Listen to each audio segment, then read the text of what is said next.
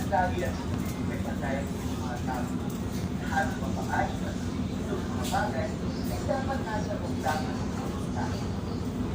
Lahat ng mga kalipag-isinan, klase ng mga kasiyan, iwasan bumaba at maging sa kasiyan.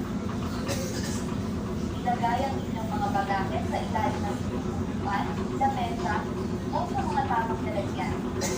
Huwag iwanan ang inyong gamit na nakaharap sa mga lakaran. Manatililing walang abala sa mga daanan, hagdanan, at mga lakaran sa loob upang magre-respeto sa inyong kapwa pasahero, huwag sumubok sa sakit o diferensya biga sa genera ng sinukupan. Lagi bantayan ang inyong mga anak o batang kasama sa biyahe. Dapat ay nasa iyong pagkulaan lamang ang ipagamit sa mga bata.